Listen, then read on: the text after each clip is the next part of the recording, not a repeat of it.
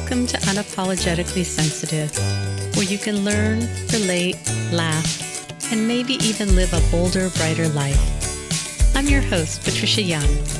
This is a weekly podcast where we explore the strengths we have because of our sensitivity and some of the challenges it poses as well. The information in this podcast is not a substitute for help from a licensed mental health professional. Hey there. To the creatives, healers, sensitives, and deep thinkers, how the heck are you? I forgot to mention Thanksgiving if you're in the United States at our last episode 218. So how was your Thanksgiving? And if you're not inside the U.S., you're outside of the U.S., how are you doing? We are full into fall right now, heading into December. So how the heck are you? I want to let you know what I'm planning on talking about today. And then I've got some information I want to give you. This episode is about, because it's just happened today, what happens when your stuff bumps up against someone else's stuff and you don't even know that it's happening. And that's part of what happened. And had I not communicated about this really could have been a big fissure in the relationship. And I was really scared to talk about it. A lot of things came up for me and I was just really surprised. And I think that this is incredibly relatable. I think that our wounding, our trauma, just our history bumps up against stuff. So I'm going to tell you about that specifically. The podcast, we're not quite there. The part of me that wants to be exact. I think that October 29th is when this podcast launched 5 years ago. And as of today, it is October 24th. We have 754,841 downloads. We're close to 1 million. We're getting there, not quite there yet. Generally, the podcast is in the top 5% of podcasts based on statistics of how many downloads you get a week. It doesn't always hit it. I do notice that as I'm talking more about autism, it seems like the downloads are dropping, which makes sense. And I think some people are wanting to hear about highly sensitive people and don't want to hear about autism. I've been listening to some podcasts. I listened to one podcast that said HSP is definitely autism, and somebody told me about another podcast. I listened to it, but I didn't hear it. So I may have had the wrong episode that said HSP is definitely not autism. I just think we just don't know. I'm taking this really great training Thursday, Friday, Saturday, a 3-day training taught by someone who's autistic around neurodivergence, working with autism and ADHD. So I'm really curious to see what I learned. We got a bunch of material to read ahead of time. I'm fascinated and curious. The other thing is Jen and I were scheduled to record today, and about 15 minutes before we were scheduled to meet, Jen had an emergency. She's fine, but she wasn't able to be here. And because we didn't record twice while I was back east last week, we don't have as many episodes in the queue, and I like to be prepared. Trying to think if there's anything else. I think that those are the main things that I want to talk about. Also, I have this. I'm feeling a little nervous about recording today, and I don't have a lot of notes. I have this ongoing fear that I'm going to have dementia and lose my mind, and that y'all are going to witness it, because oftentimes things are so clear in my head. And then when I listen back to an episode, I think that wasn't as clear as it was in my head, or I leave out information. And I mean, I can just be me and show up, but I just want to name that that's what's going on. So I want to talk to you about this thing that happened. After traveling, I spent 9 days with Jen. It went really well. We had a little bit, I don't know if it's a hiccup. We had a human thing that happened at the end. I'll see if I'm going to talk about that today, or if Jen and I are going to talk about it the next time we record. We agreed that we were going to talk about it, so it's not like it's a secret. The other thing I want to mention is in the last episode 218, we were talking about something, and I shared about a client that I have. And after I shared it and we ended up finishing recording, I immediately texted the client and said, I just talked about something about you, didn't name you, it's not identifiable. I'm happy. I think I looked up the transcript and sent exactly what I had said and said, please let me know how you feel about this. If you want me to delete it, I can delete it. And I also searched in my head that what happens is when Jen and I are recording, my brain is searching for content that's relevant. And my brain doesn't search for, is it okay to talk about this? The client was totally fine with it. And we texted about it. Then when we met the next time, we talked about it even more. The client was very clear that there's nothing identifiable. I'm going to be a little bit more mindful about not sharing information. But what the client said to me that really stuck in my head is the fact that I had let this client know ahead of time that I had said something about them and asked for permission created a tremendous amount of safety. And what they said is if they had listened to the podcast and heard that I had talked about them and hadn't given them that heads up, that would have made them feel very uncomfortable, which I understand. And then it made me think about there have been a number of times when I've had bumps with people and bumps with relationships, and I've talked about those things and I've named, how do I share this information without throwing someone under the bus, without them having a chance to share their side? And I have talked about a relationship here. I don't think the person listens to the podcast. It doesn't feel like it would be kind or helpful to go back to this relationship and share what felt hurtful that the person said. But after I talked to this client, I thought, oof, it's not my intention to cause harm. And how do I be in this position of, I know I say this over and over again, sharing what goes on for me so that it's relatable to all of you without violating people's, it's not their privacy because I really do my best to keep everybody anonymous, but it's something that is obviously constantly on my mind because I'm talking about it. And in this situation I'm going to tell you about right now, I asked my friend, is it okay to talk about this on the podcast? And I got her blessing. So for the sake of this conversation, we're going to call her Jenny. And Jenny and I are very good friends. We're very close. I went out of town. I saw Jen. I came back. I texted Jenny. Normally we have a fairly in-depth exchange, and it was very brief. And I thought, it's fine. She's busy. I'm not going to think too much of it. And then we have an activity that we do together. And so when I went on Saturday to this activity, we said hello. I had handmade a little Halloween gift for her and I gave it to her. We hugged, we said hello, then we went in to do this activity. And normally we kind of are next to each other when we do this activity. And she was with somebody else. We're going to call this other person Debbie. And they were visiting. And then Debbie said to me something to the effect of, I'm taking space because you've been traveling. Again, whoever needs the most space gets it. I have a little bit of an issue here with Debbie, and I'm just going to say it. And I don't think that I'm in a place where I'm in total peace about this yet. When I traveled, I wore an N95 the moment I got to the airport. All the time, I was very COVID cautious. And I shared in a previous episode about doing an activity with a group of people and thinking that we would be outside because we had in the past. And Debbie and one other person are the two people that did not want to go outside at this time. And so I didn't communicate clearly that that was my expectation previously. And I just expected that everybody would be fine moving outside. And when they weren't, I left and I felt very hurt and disappointed. So Debbie was one of these two people. Debbie also chooses to live her life very, very differently than I do and has done all kinds of activities. And so I also had this sense of, are you kidding me? And because my friend Jenny was with Debbie, they were together, I had assumed that Debbie was speaking for Jenny, and Jenny was also social distancing from me because it had not been 5 days since I'd returned back from Philadelphia. Again, whoever needs that space, but it would have been nice if Jenny would have told me that, because we said hello, we hugged, and now what I assumed was that Debbie was being the spokesperson for the two of them and was letting me know that they were both social distancing, even though I don't think that's what Debbie said, but that's the story I made up in my head. And I got triggered pretty seriously. And we're doing this group activity, so it's if I were to get up and leave, it would be very obvious. There wasn't a place for me to go and process. So I'm internally processing while I'm engaging in this activity that we're all engaging in, and there were other people there. It was very uncomfortable. And what I'm finding is, so in the moment, I felt othered. I felt kind of shunned. It reminded me, and it's not the same thing, but have you ever been in a situation where you've broken up with a friend or with a partner, and then you have to go back into that situation and be present with them, or you're clearly uncomfortable because of dynamics that are going on in the environment, but you still have to function? That's what it reminded me of.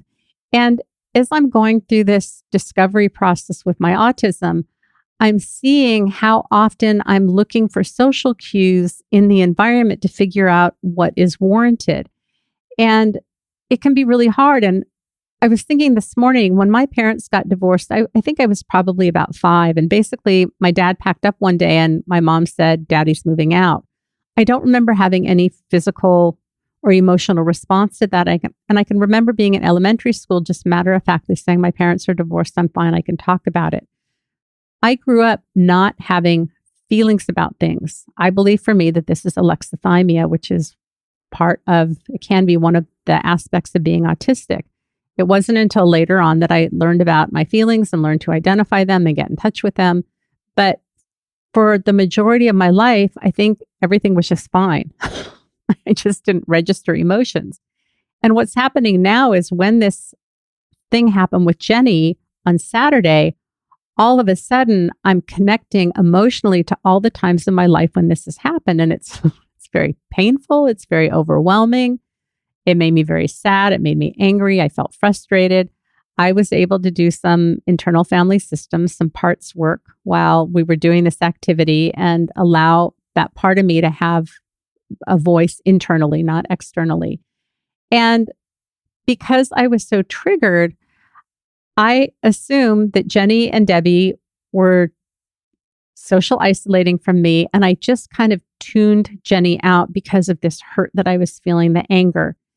And that was kind of the end of it. Jenny had to leave early. She told me she was leaving. I just kind of refocused and kind of tuned her out because I was feeling hurt and angry. When I was driving home, I left Jen a polo because I was upset about this. And I got home and I think Jen and I talked on the phone a little bit. I cried about it. I was frustrated.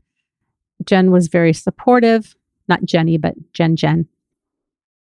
And Steve and I had a costume party to go to that day. And I was concerned that this was really going to impact me and my energy. And I just got busy about what I had to do to get ready and it went away. And I felt really pleased that I'm really working on letting myself have my feelings in the moment and moving on to the next thing. And I thought I was managing this very well. And oftentimes when I have a very big reaction, I don't trust saying anything in the moment. I think I've ruined relationships because I have big feelings in the moment and oftentimes they subside and I'm fine. And if they don't subside, then I know I need to say something. So I had assumed that this was okay. I hadn't heard from Jenny. I just kind of let it go. I figured she's busy. Maybe she's needing space. I don't know. So I focused on my own stuff. And last night, I woke up in the middle of the night once or twice, and this thing with Jenny was festering. And I was having an imagining of telling her that I felt hurt and her making it about me. Here's the switch, though, in my fantasy, that I was clear that this wasn't about me, that my feelings were okay. And if she couldn't hear my feelings, that was about her and her limitation. This has nothing to do with her, but this is just what went on with me. So this morning, I felt like I needed to talk with Jenny. I didn't know if she was going to show up at this activity again. And I just didn't feel like I was able to pick up the phone and talk to her about it. And the best I could do was texting. So the text that I sent Jenny was, "Good morning. I'm struggling and this is the easiest way for me to communicate with you. I didn't realize that you wanted to socially distance after I got back. I understand that. Because we didn't talk about it and we said hello and hugged Saturday and then you distanced. And Debbie told me about the social distancing. I felt sad and shunned. It also felt ironic that Debbie was unwilling to sit. Well, then I kind of reiterated the scenario that I told you. I said I wanted to sit with this to see if it went away, but it hasn't. I'm also wondering if you're needing some space right now. If you are, that's fine. It would be helpful if you let me know. Thanks."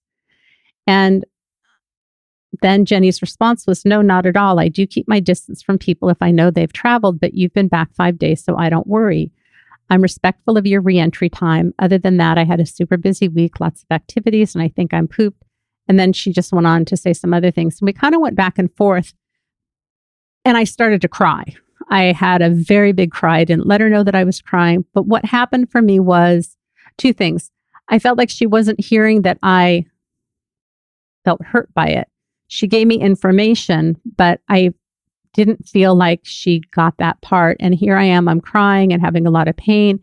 And what I realized is in a previous episode that I recorded with Jen, when Jen went on vacation and just wanted to be off grid, we talked about it and I knew it. And I felt like I was making that adjustment And then when we reconnected and asked if things were okay, then all this sadness came up and it felt like a repeat of that. And what it feels like happens for me is that I think I'm managing. I think I'm soothing myself. I think I'm focusing on what I need to, but there's hurt there that I'm not aware of. And then when I reconnect with the person, that hurt resurfaces. And that's what happened this morning as we're having this text exchange. I'm just sobbing my eyes out. I didn't let Jenny know. And then later on in our text exchange, and I felt kind of frustrated. So it wasn't about me, but I felt like she really didn't get how hurtful this was to me. I'm not saying it was her intention. And all along, I know that Jenny loves me and cares about me. And it's interesting. I have another friend, Mary, that I had talked to about this thing that had happened with Jenny. Mary's not wired like I am. And initially, the feedback I would get from Mary is kind of like, I don't know what you see. It's not a big deal. And I think Mary learned after time that her feedback wasn't helpful. And I think that she's tried to come to the other side and be angry and frustrated and upset when I am. But I don't think it really resonates for her. I think it's equivalent to me as an autistic trying to do this social expectations, but sometimes not understanding what they are. It feels like this is in reverse, that Mary's really trying hard to attune to me. And so Mary said to me, like, well, is this a deal breaker with Jenny? I'm like, no, it's not a deal breaker. So I'm also seeing things from all perspectives, or having other people that are trying to support me see things from another perspective. Anyways, I texted to Jenny and said, I know you love me. I know you care. I know you would never intentionally do anything to hurt me. And then something shifted for her. And I can't remember what it was, but we talked, and then I'd been texting Jen, and Jen FaceTimed me. So I kind of left the conversation with Jenny. I said, I got a phone call. And then Jenny said, do you want to meet before this activity and we can talk? I said, I would love that. And we did meet and talk.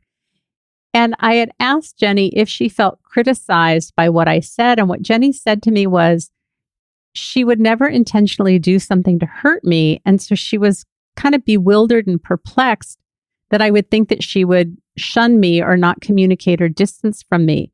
And when I felt hurt and I kind of refocused on myself and probably put up a big wall, she assumed that I needed space.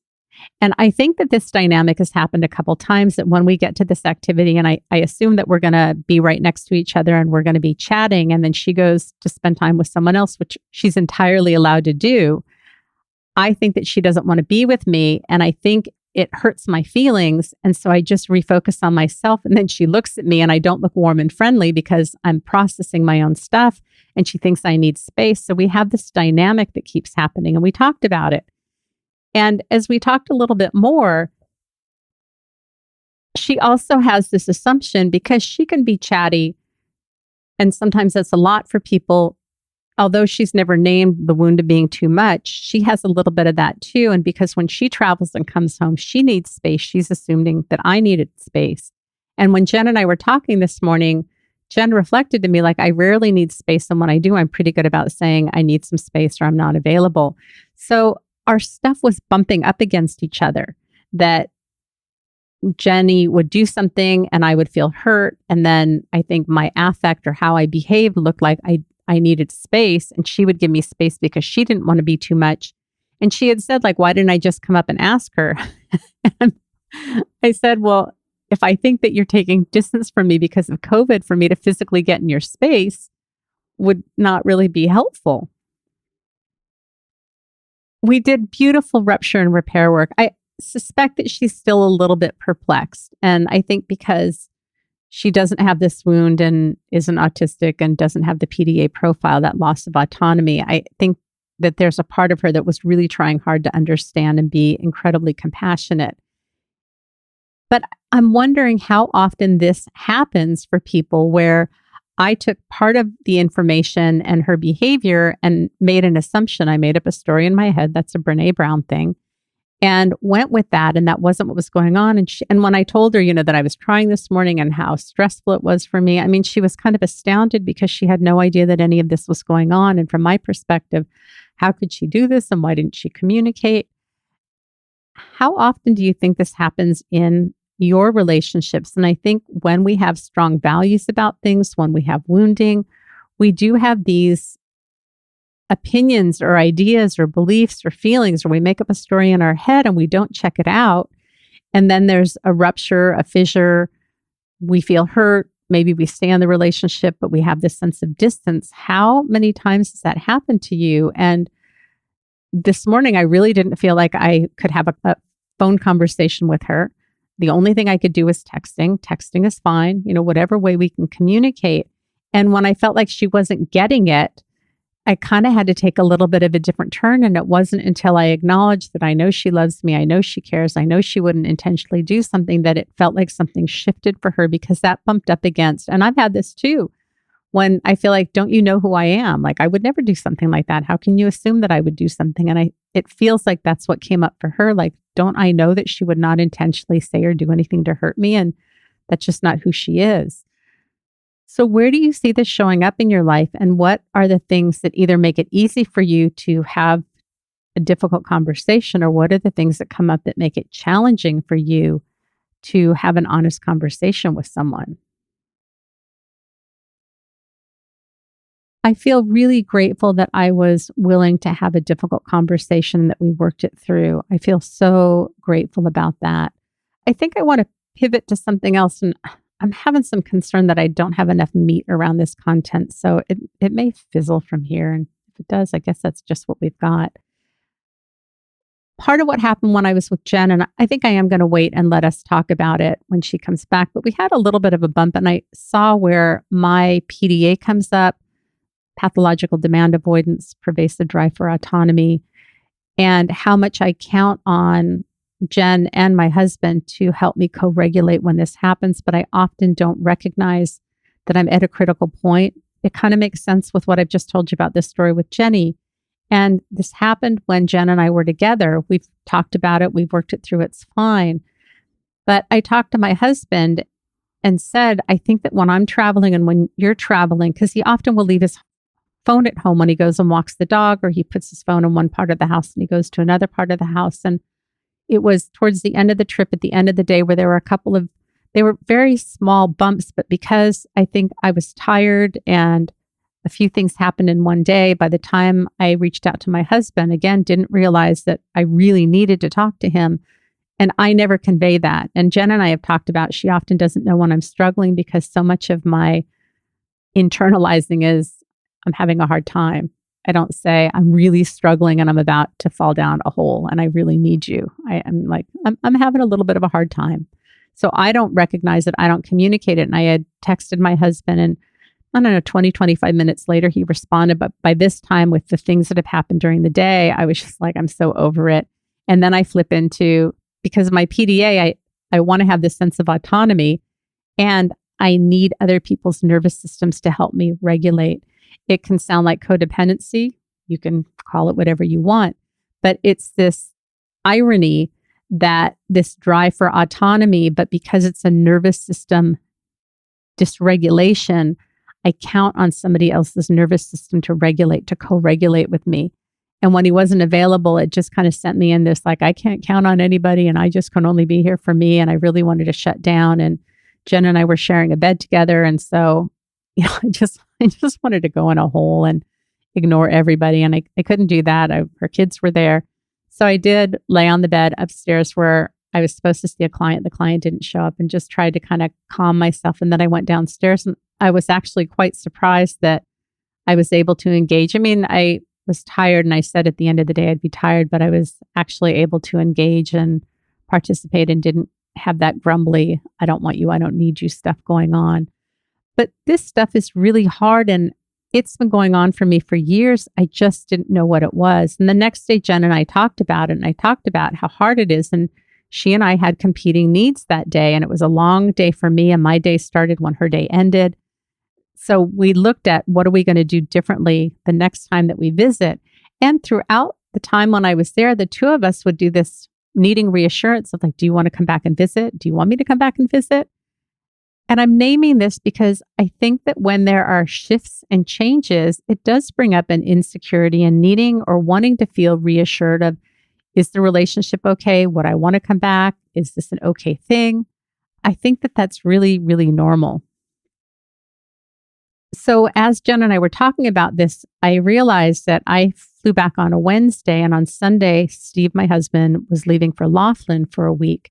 And normally I'm happy that he's gone. I like having the time by myself. I love my husband, but I really enjoy having the space to myself. But on the heels of this realization that I need another body to co-regulate with, and his body was not going to be in town, how was that going to be for me? And Jen and I talked about this. So I started making some conscious plans, because this is where, so we're not using the word time blindness anymore. People that are visually impaired feel that using the word blindness is a way of talking about executive functioning is ableist. So in this space of not having a very good sense of time, if you could see me, I hold out one hand, and this is Sunday when my husband is leaving, and I know my husband's leaving on Sunday. What I fail to connect is that today is Wednesday and he's leaving Thursday, Friday, Saturday in 4 days. This happens to me very frequently.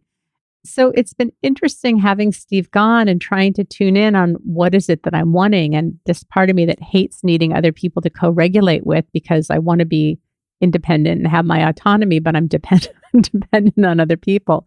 So Steve and I did talk about maybe keeping his phone closer to him and being more available. And it's been interesting for me to try and tune in for, am I wanting social contact? Am I not wanting social contact? I listened to a great podcast while I was in Philly, and this just resonated so much. And it's like when toddlers play side by side, but they're not engaging with each other. So maybe one child is playing with blocks and the other is playing with a dump truck. It's called parallel play. They're not interacting. The blocks in the truck are not, they're not filling the truck with the blocks. They're just doing their own thing side by side. That's called parallel play. I think often I want parallel play. I want somebody in my space that's kind of there, but I really don't want the demand of having to engage and talk. And when I came back from my trip, a neighbor reached out to me and said, "Hey, are you free tomorrow?" And I appreciate it. But I said, I need a couple days. I had a lot of things going on. I came back to a very busy schedule. And she was apologetic for kind of jumping on me. And I said, "No, I love that you did, but let's make a plan here and there." And I also talked about, because when we get together, it's very intense, which I enjoy, but I feel like we don't operate in different gears, that we get together and it's very intense. And I want to be able to have times when we just hang out together, or we do an activity. So I named this with her. And then last night we were texting and I said, it's like, I just kind of want some parallel play. And it was also very sweet that historically,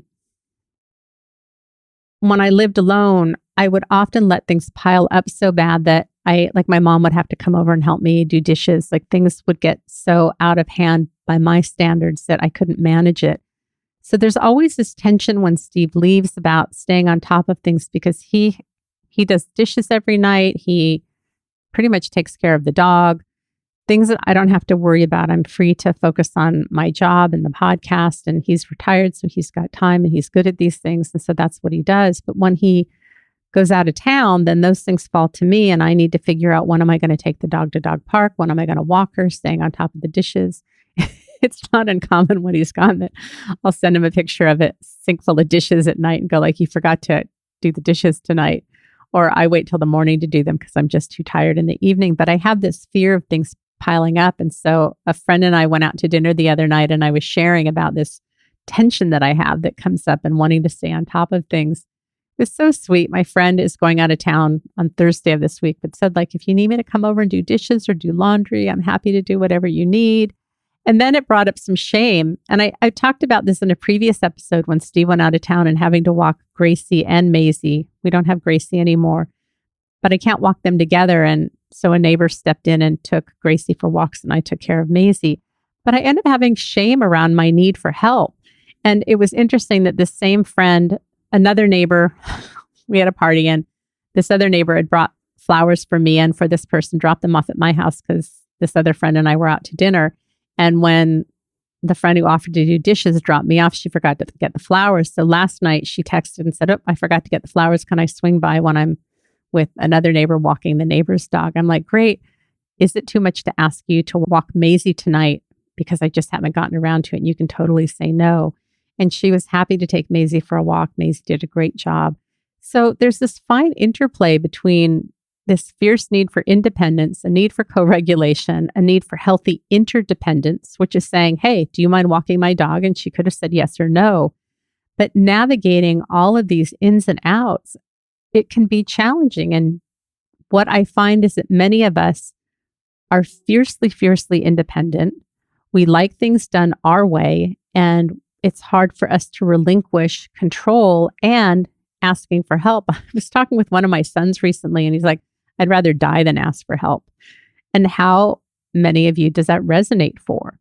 And does that help you? Does it hurt you? I've talked to an awful lot of people too of if they ask their partner to help them, their partner doesn't do it the way that they want it. And then they have to either live with the discomfort of it not being done, quote, correctly, or going in and redoing it. And is it worth it? And I think all of these are really valid points. And we struggle with this stuff because we can feel incredibly burdened by needing to be the one that can do things, quote, the right way and not being able to relinquish any of that or ask for help. It's a tough one. It's a tough one. And I can tell you that oftentimes I don't like doing things when somebody else is around because I don't want them to correct me. And if my husband and I are doing tasks together and he doesn't do it the way that I want, I have a really hard time not saying anything. And just if I'm not there, he can do whatever he wants and it gets done and it's fine. So how much of this resonates with you? And is it working? Is it not working? Do you need to make shifts?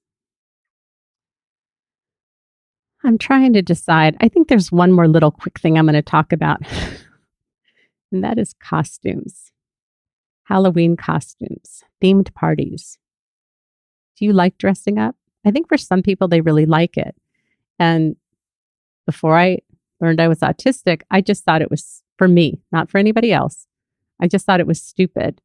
And I also, my lens for most of my life was my dad picked on me for being overweight. And when he left as a child with a brain that wasn't developed yet, I just figured if I lost weight, then he'd love me. And really my lens for most things was my weight and body image. And I had just assumed that I didn't like dressing up because it brought up body image, having to wear clothes or things that were not what I was accustomed to. And I've been invited to a Halloween party, and I had somebody in my life who recently learned that they're autistic, and they were talking about the things that just make them outright mad. And I didn't relate to that. And then I thought, having to wear a costume to a party makes me mad. It makes me really mad. And when I was with Jen, we were talking about, what is it? And I thought it was the body image stuff. And then I thought maybe part of it is the sensory stuff. I tend to like to wear, if I find something that I like, I buy a few of the same thing in the same color. I pretty much wear the same 5 things all the time. They're all very similar. I love color, so color is important to me, and I love accessories. Earrings and socks excite me to no end. And when I travel, I love buying earrings. I love having socks that match. That's very important to me, and I adore color. But having lots of different things to wear, I just don't like it. So Jen and I were trying to parse out, what is it, this thing about costumes that gets to me? And is there a way we could hack it? And I really couldn't come up with anything. So I did find something. And it's funny, I had the top on today for recording and I just didn't care for it, although it's from Target. It's this mummy, it's a men's pajama top and bottom that has a black band on it. And it has it's green and purple and orange, and it has these eyes on it. And it wasn't until I put it back in the closet that I realized the eyes glow in the dark. So it's actually pretty cool. So while I was in Philly and grumbling about having to get a costume, I bought this. And then Jen and I are in the car going to the next place. And my husband texts me. And when I got back on Saturday, we had a party to go to. And he's like, it's a themed party. I thought I was going to lose my ever-loving mind. As it turned out, it was it was a Western theme party, and I love the people that were throwing it. I care about them deeply. I respect them. The parties this woman puts on are incredibly detailed, and she loves doing it, and it's amazing. So it felt important for me to come up with something. So we decided what we were going to wear, but it ended up being like 82 degrees, and so I was not going to be wearing a long sleeve flannel shirt, which was a checkered shirt. We did have a hat and bandana. I was not going to wear pants. I have some boots that would have worked if I would have worn pants, but they aren't Western boots. And so I thought, it's hot. I'm wearing the hat. I'm wearing the bandana. This is the best I can do. It's okay. And it worked out fine. But does it make you mad? Do you have feelings about dressing up and wearing costumes? I also think I want to come up with like the perfect thing that's creative but comfortable. I don't know. I was talking with someone else who's autistic and this resonated for them. So I'm just curious. But I also know that there are autistics that love cosplay. They love Dungeons and Dragons. They love fantasy. They love anime. That those are things that are really exciting and fun for them. So it's not that just because it bugs me that it doesn't bug everybody else. So anyways, looking forward in probably February, I will probably be running the next online HSP course. And I'm also working on some curriculum for a course for people that are wondering if they're autistic. I'm working with someone who is amazing. And we are coming up with what the lived experience of all the different aspects of autism, what it could look like in someone who's late diagnosed, high masking, more of a sensitive phenotype. So if you're curious, this is not diagnostic, I think it's probably going to be a 4-week class. So a very short class, but with lots of good information. So if you're curious and wondering, like, am I autistic? This is going to give you very, very, very concrete checklists of things to see if you identify with them. And we'll be talking about the trait and the pros and cons of getting a diagnosis. And so if that's something you're interested in, just keep your eye out for it. I think that's all I have. Remember, sensitivity is nothing to apologize for. It's how you're wired. You have a right to hate costumes. You have a right to love costumes. You can love dressing up. You can love wearing heels. You can love wearing sensible shoes like I do. You have a right to be here. You have a right to take up space. You have a right to be uncomfortable. You have a right to talk about what's important to you and to share your feelings. It's okay if other people don't understand it, they don't get it. If they're not able to attune with you and tell you what it is that you really are longing to hear. You have a right to feel joy, creativity, compassion. You have a right to be happy and in a place that really works. And if you're in a place where you're struggling or suffering, that's okay too. If you're suffering, I don't want you to suffer. I also forgot to say that if you're interested in working with me, you can go to unapologeticallysensitive.com. If any of this resonates, some of you are reaching out to me by email and I love it. You can reach me at unapologeticallysensitive@gmail.com. I love hearing from you. I'm working a lot more with neurodivergent folks. If you think you're autistic, if you're newly diagnosed, relationships, boundaries, perfectionism, owning our reality, masking, relational trauma, all of that stuff. I know this is kind of a mixed ending, but this is just what you get with me today. I hope you are doing well. I appreciate each and every one of you. Have a blessed day.